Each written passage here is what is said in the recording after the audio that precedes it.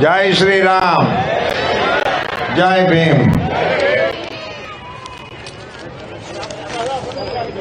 अनुसूचित समाजना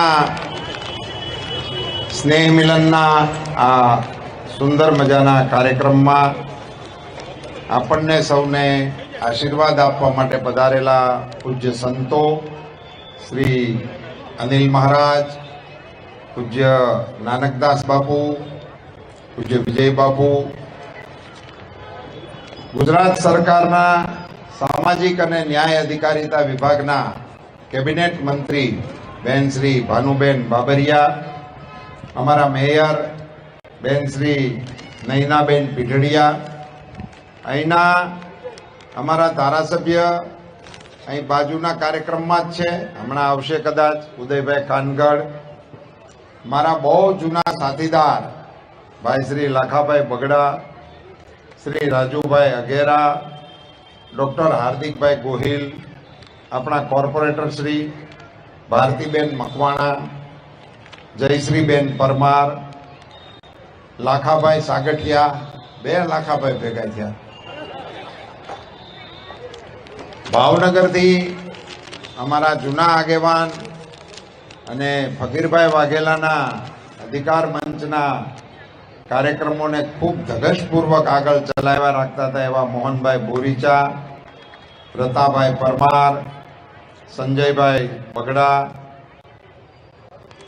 श्री अजयभाई वाघेला, मुकेशभाई वाघेला, आप सौ मंच पर विराजमान આગેવાનો, મોરચાનું એવડું મોટું મંચ છે કે હું આ બાજુથી હોત ને ભાષણ કરી શકું એમ તો એ સભા જેવું લાગે। મોરચાનું આવું મંચ રાજકોટની અંદર ઊભું કરવા માટે હું મોરચાના પદાધિકારીઓને ધન્યવાદ પાઠવું છું। બહુ આટલી વિશાળ સંખ્યામાં બહેનોની ઉપસ્થિતિ છે। मोर्चाना भाईओ आ नरेंद्र भाई मोदी साहेबे जे महिलाओं ने अधिकार आप्यो ने एनो सीधो परचो आजनी सभा में देखाय। मोटी संख्या में बहनों की उपस्थिति बदल हूँ महिला मोर्चा नी अमारी बहनों ने अभिनंदन आपू छू ने धन्यवाद पाठवुं छुं। के पछी अमारा मोर्चा नी टीम होय के अमारी कॉर्पोरेटर बहनों होय, जे लोगोए आ रचना करी छे बधाने हूँ धन्यवाद पाठवुं। साथीओ, आप सौ जाणो छो ते प्रमाणे मोदी साहेब आ देशना वडाप्रधान बन्या पछी एमणे जे प्रकारना निर्णयो कर्या एने कारणे भारतनी शाख देशनी बहार दुनियामां वधी, आपणनी सौनी सुखाकारी वधी। नरेंद्रभाई मोदीए वडाप्रधान तरीके पहली वखत शपथ लीधा त्यारे एमणे एम कह्युं हतुं के मारी सरकार ए गरीबोने समर्पित सरकार छे, गरीबोनी सरकार छे अने एनो अमल कराववा माटे एमणे रात दिवस प्रयासो कर्या। डॉक्टर भीमराव आंबेडकरजीने मत माटे तो एनो खूब उपयोग थयो नामनो, पण एनु साचा अर्थमां स्मारक बनाववानुं काम नरेंद्रभाई मोदीजी द्वारा आपणा देशनी अंदर करवानो प्रयास थयो। दिल्हीनी अंदर जे एमनुं भवन बनाववामां आव्युं पुस्तकना आकारनुं आखुं बिल्डिंग, अने ए बिल्डिंगनी अंदर बाबा साहेबना जीवन चरित्रने तमे बटन दबावो अने तमारे एमना आखा जीवनकालमांथी जे जोवुं होय तमे प्रत्यक्ष जोई शको एवुं दुनियामां क्यांय न होय ए प्रकारनुं भवन दिल्हीनी राजधानीनी अंदर आपणा नरेंद्रभाई मोदी साहेबे बनाव्युं। हुं तो आग्रह करूं छुं के दिल्ही जवानुं थाय तो ए भवननो अचूक मुलाकात आपणे लेवी जोईए अने त्यां जई अने आपणे जोवुं जोईए के मोदी साहेब कया प्रकारना कामो करी रह्या छे। साहेब गरीबोने माटे, नाना माणसोने माटे आखी सरकार कामे लगाड़ी। एक एक योजना तमे जुओ तो मोदी साहेबनी गरीबों माटे नहीं जोई। अपनी आयुष्मान कार्ड नी योजना लाभार्थी कोण? આપણે લોકો સૌથી વધારે લાભ આપણને મળે. જેને પટારાને પૂછીને વહીવટ કરવાનો હતો એને ક્યાં તકલીફ હતી? જેના બેંક બેલેન્સ હાલતા હતા એને કઈ દવાખાનામાં રાહતની જરૂર નહોતી. પણ ઓચિંતાની આફત આવી પડે અને એ પેશન્ટને હારે લઈ ગયા હોય. મારો તો અનુભવ છે કે દર્દીને તો દવાખાનામાં દાખલ કરો તો એને જે પીડા થતી હોય ને એની સારવાર તો ડોક્ટરો કરે. એને ઇન્જેક્શન મારે પીડા બંધ થઈ જાય, દવા લગાડે, જે કંઈ જરૂર હોય એ લગાડે એટલે દર્દી તો ઠીક થતો થઈ જાય, એની પીડા ઓછી થાય. પણ પછી ડોક્ટરના માણસો એની હારે જે ગયા હોય ને દર્દીની હારે, એ બારા બેઠા હોય, એની પાસે આવીને બોલે ને કે 1.5 લાખ જમા કરાવો.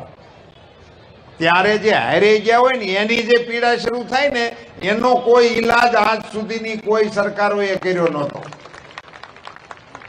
એનો ઈલાજ આપણા મોદી સાહેબે કર્યો. અને મારે તો તમને કહેવું છે કે આગામી આ ચૂંટણી પૂરી થશે ને, અને ચૂંટણી પૂરી થયા પછી મોદી સાહેબે નક્કી કર્યું છે કે આગામી દિવસોમાં, હમણાં તો મને એમ લાગે છે પાર્ટીને તો સૂચનાએ આવી ગઈ છે, હમણાં તમારા ફોર્મે ભરાવી દેવાના છે 70 વર્ષવાળાના. અશ્વિનભાઈ કીધું કામ ચાલુ કરી દીધું છે. 70 વર્ષની ઉંમરના જે કોઈ નાગરિકો હોય છે, એ ગમે તે સમાજના હોય, ગમે તેવા એના આર્થિક સ્ટેટસ હોય, એવું કાંઈ નહીં જોવાનું. નહીં ધર્મ, નહીં સમાજ, નહીં આવક, કશું જ નહીં. 70 વર્ષ થયા એટલે એને આયુષ્માનનું કાર્ડ આપી દેવાનું, એના ઘરને ઉપાધિ નહીં. સાહેબ નરેન્દ્રભાઈ છેલ્લા 1-2 વર્ષથી પોતાના સંબોધનમાં એવું બોલતા કે મારા પરિવારજનો, દેશવાસીઓને એ પોતાના પરિવારજનો છે એવું સંબોધન કરતા હતા. આ યોજના જ્યારે મેં સંકલ્પ પત્રમાં વાંચી ત્યારે મને ખ્યાલ આવ્યો કે મોદી સાહેબ સાચા અર્થમાં આખા દેશના પરિવારોને પોતાનો પરિવાર માને છે ને એટલા માટે એના તમામ વડીલોની સારવાર કરવાની જવાબદારી ભારત સરકાર ઉપર જાય છે. આ ચૂંટણી પતી નથી કે તમારા હાથમાં કાર્ડ આવ્યા નથી. અમારા કાર્યકર્તાઓ તમારા પરિવારમાં આવીને 70 વર્ષની ઉંમરના જેટલા છે ને એના ફોર્મ ભરાવી દેવાના છે અને એને રજીસ્ટર કરી દેવાના છે ચૂંટણી પહેલા, અને ચૂંટણી પતે એ ભેગા એને હંધાઈને આયુષ્માન કાર્ડ મળી જાય એવી વ્યવસ્થા કરવાની છે. આવી રીતે જે સરકાર ચાલતી હોય મિત્રો, ત્યારે મારો આપ સૌને નમ્ર અનુરોધ છે કે નરેન્દ્રભાઈ મોદીના હાથ મજબૂત કરવા માટે અહીં રાજકોટ લોકસભામાં તો હું એમના પ્રતીક તરીકે, એમના પ્રતિનિધિ તરીકે, ભારતીય જનતા પાર્ટીના ઉમેદવાર તરીકે આપ સૌની વચ્ચે ઉપસ્થિત છું. આપ સૌનો સહયોગ માંગુ છું. આપના તરફથી પ્રચંડ મતદાન થાય એની અપેક્ષા રાખું છું. એક નાની ટિપ્સ આપું છું. હું લાખાભાઈને ઘેરે જમવા માટે ગયો તો ત્યારે મને ખ્યાલ આવ્યો કે એમનો તો આવડો મોટો પરિવાર છે, તો એમના પરિવારમાં કેટલા મતદારો છે એનું લિસ્ટ બને અને 10 વાગ્યામાં લાખાભાઈનો વિડીયો આવવો જોઈએ કે મારા પરિવારનું 100% મતદાન થઈ ગયું છે. આપના પરિવારમાં કોઈ બાકી છે? એકલાનું નહીં, પોતાનું એકલાનું મતદાન કરીને આપણે ટપકાવાળી આંગળી સાથે વિડીયો બતાવીએ છીએ એવું નહીં. આખા પરિવારનું મતદાન કરી અને પરિવારના લોકોએ કહેવાનું.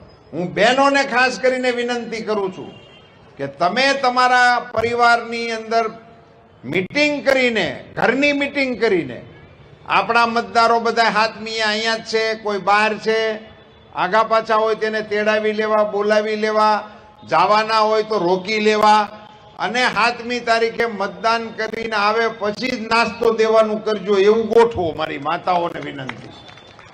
ટપકું કરીને આવે એને બહેનોને મારી એક વધારાની ભલામણ છે કે આટલી મોટી સંખ્યામાં હું તમને જોઉં એટલે મને કહેવાનું મન થાય છે કે મતદાનને દિવસે તમારા બૂથમાંથી ગીત ગાતા ગાતા મતદાન કરવા માટે નીકળો, શરણાઈને ઢોલ સાથે.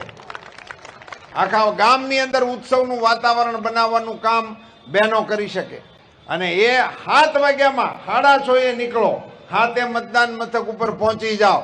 6:30 વિડીયો એ આપણા રાજકોટથી વાયરલ થાય તો આખા એ રાજ્યની અંદર મતદાન વધે એવા કાર્યક્રમના નિમિત્ત આપણે બની શકીએ. મને પાકી શ્રદ્ધા છે કે અમારી બહેનો આ પ્રકારના કાર્યક્રમમાં જોડાશે. આપ સૌને મારો અનુરોધ છે કે 100% મતદાન સમાજનું થાય એ માટેનું આયોજન બૂથે બૂથની અંદર, પરિવારે પરિવારની અંદર જઈ અને આપણા સૌ આગેવાનો, હવે 2-4 દિવસ છે, હવે સભાઓ સરઘસો એના કાર્યક્રમોમાં બહુ ટાઈમ બગાડવાની જરૂર નથી. હવે મતદાન પેટી સુધી મતદાતાઓ પહોંચે એને માટેની આપ સૌ વ્યવસ્થા કરજો. આવી સુંદર મજાની સભાનું આયોજન કરવા માટે હું અમારા મોરચાના તમામ પદાધિકારીઓને અને સંગઠનની અમારી ટીમને અને આ કાંઠાના અમારા મહામંત્રી અશ્વિનભાઈને આપ સૌને ધન્યવાદ. ભારત માતા કી અબ કી બાર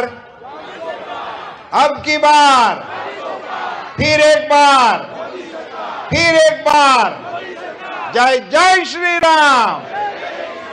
भारत माता की. प्रेम से